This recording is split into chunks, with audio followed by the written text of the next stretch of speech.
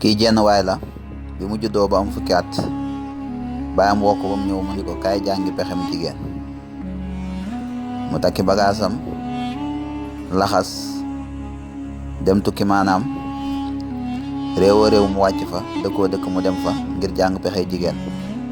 mu am ci àll bi ñaar fukki at ak lu topp lépp rek mi ngi jàng pexe jigéen. mi ngi amee ab téeréem nag, lépp lu mu xam rek ci pexe jigéen mu bind ko ci téere bi ba téere bi doon téere bu rëy rëy.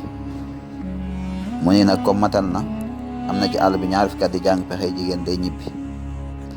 bi mu ñëwee ba dugg seen dëkk, mu seen ca teen ba as ndaw ma ngay root. mu ni naa fa jàdd su ma demee may ma ndox ma naan.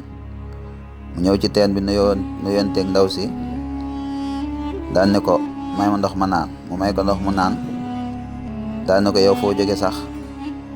mu ne ko bàyyi damaa yebaloon ma jàngi pexey jigéen.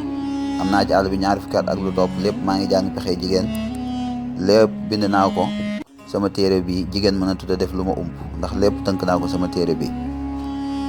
ndaw si ne ko abal ma téere bi ma xool. mu abal ko mu sànni ko ca teen ba. waa ji ni te sax di ko xool, mu ne ko xanaa bii de moom jàng goo ko, bii de yaakaar naa nekkul ci sa téere bi. waaja di ko xooli bët. loolu moo di pexey jigéen.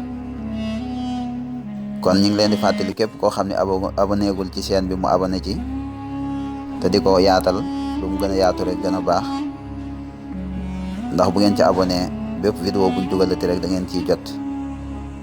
ñu ngi leen di sant di leen jaajëfal ba beneen yoon.